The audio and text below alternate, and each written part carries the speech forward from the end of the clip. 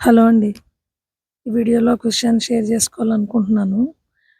అంటే నేను షేర్ చేసుకునేది ఎలా అంటే పూల మొక్కలను చూపిస్తూ ఇవేంటి అని అనుకోవచ్చు. కానీ అట్‌లీస్ట్ వన్ పర్సన్ అయినా దాని గురించి ఆలోచిస్తారు గదా!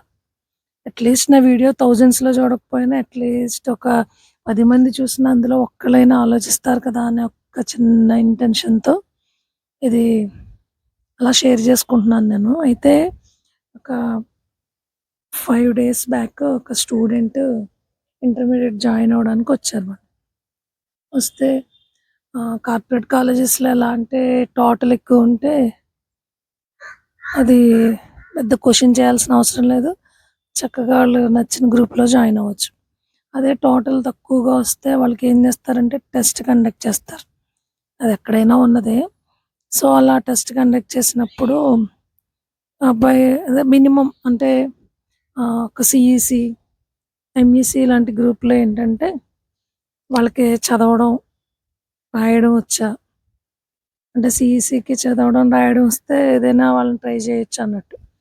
సో, వాటిలో టెస్ట్ చేస్తారంటే ఓన్లీ చాలా సింపుల్ థింగ్స్‌నే టెస్ట్ చేస్తారు. అలా చేసేటప్పుడు ఏవో కొంచెం కొంచెం రాసాడు. ఆ తర్వాత ఎడిషన్స్ చిన్న చిన్న కూడికలు గూడా చేయలేకపోయాడు అబ్బాయి. 2+2 అంటే గూడా రాలేదు. పోనీ కంగారులో అర్థం అవ్వట్లేదేమో అని చెప్పి నేను చాలా నెమ్మది నెమ్మదిగా అడిగాను. అయినా గూడా అంత ఏం లేదు. ఆ అబ్బాయి జెడ్పీహెచ్ఎస్ స్కూల్‌లో చదివాడు. ఫిఫ్త్ క్లాస్ వరకు కాన్వెంట్ స్కూల్‌లో చదివాడంట. తర్వాత సిక్స్త్ నుండి 10థ్ వరకు జెడ్పీహెచ్ఎస్ స్కూల్‌లో చదివాడు.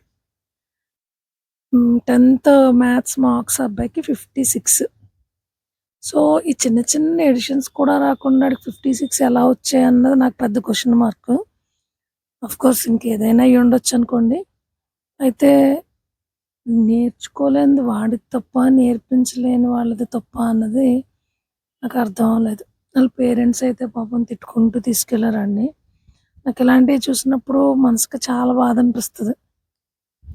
అసలు ఏంటి పిల్లలు చదివేవాళ్ళు ఎలా అయినా చదువుతారు. అది రాని వాళ్ళకి చెప్పడంలోనే కదా ఉంది. సో, ఆ అబ్బాయిని చూసినప్పుడు అనిపించింది. వీడు నేర్చుకోలేదా? లేకపోతే వీడికి లేదా అని. సో, ఎవరైనా ఏదైనా నేర్పించినప్పుడు ఆ ఎన్విరాన్మెంట్ మన మీద చాలా ఎఫెక్ట్ చూపిస్తది. అందరూ 100% ఏమి నేర్చుకోరు. వాళ్ళకున్న గ్రాస్పింగ్ పవర్‌ని బట్టి లేదా వాళ్ళ ఇంట్రెస్ట్, అవతల వాళ్ళు తీసుకున్న కేర్ ఇవన్నీ అవుతాయి. ఒక స్టూడెంటు చాలా ఏమంటారు క్లవర్ స్టూడెంట్ అయ్యి మంచి పొజిషన్‌లో ఉన్నాడు అనంటే వాడొక్కడిదే కాదు. చాలా ఎలిమెంట్స్ దానికి రీజన్ ఉంటాయి. అయితే నాకనిపించింది ఇంత చిన్న చిన్నవి కూడా రాకుండా ఈడు 10థ్ ఎలా పాస్ అయ్యాడు అని. అది పాస్ అవ్వకుండా ఉండుంటే ఏ గొడవ ఉండదు. అది పాస్ అయిన తర్వాత ఎవరైనా నెక్స్ట్ దానికే కదా వెళ్తారు. అలా నాకు చూసి చాలా బాధనిపించింది. తప్పెవరిలో ఉందన్నది కూడా నాకు అర్థం కాలేదు. వాడిని చూస్తే మాత్రం ఆడి మొహం అది చాలా జాలిగా అనిపించింది నాకు. ఎందుకో నాకనిపించింది ఇది ఇలా చెప్పాలి అని. ఏమో ఎవరికి వాళ్ళు కాన్షియస్‌గా ఉండి వాళ్ళ వర్క్ పర్ఫెక్ట్‌గా చేస్తే అట్‌లీస్ట్ ఒక 40, 50% రీచ్ అవ్వచ్చు కదా! మరీ 100% ఎఫెక్ట్ పెట్టామని లేదా 100% ఎఫెక్ట్ పెట్టి చేసేవాళ్ళు ఎవరున్నారు? ఇప్పుడు ఎవరు లేరు. మాక్సిమం లేరు. ఉన్నా గూడా ఆళ్ళని వెర్రెదవలని చూసినట్టు చూస్తారు. మాకు రాదా చెప్పడం, మీరే తయారయ్యారు కొత్తగా చెప్పడానికి అన్నట్టు. ఇలా నా ఫ్రెండ్స్ నాతో చాలా షేర్ చేసుకున్నారనుకోండి ఇటువంటివి.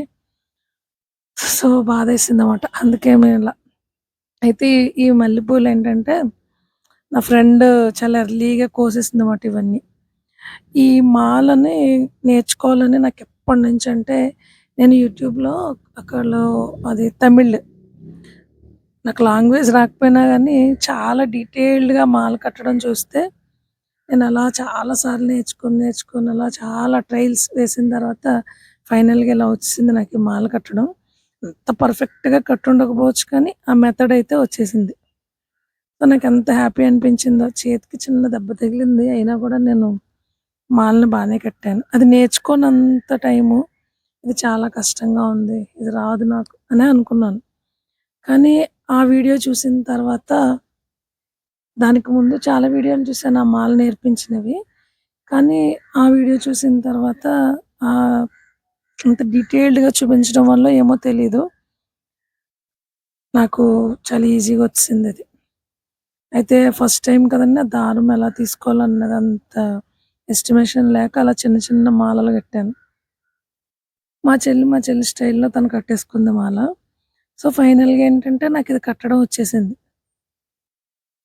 అసలెంత హ్యాపీ అనిపించిందంటే నాకప్పుడు ఇందులో 2 అనిపించాయి. అంటే చెప్పే విధానాన్ని బట్టి గూడా అవతల వాళ్ళు నేర్చుకుంటారు అని. సో, యూట్యూబ్‌లో చాలా చూసాను. కానీ ఆ వీడియో చూసిన తర్వాత నాకు వచ్చిందది నేర్చుకోవడం. సో, ఫైనల్‌గా ఏంటంటే నాకు ఈ మాల కట్టడం వచ్చేసింది. చాలా అందంగా కట్టాను.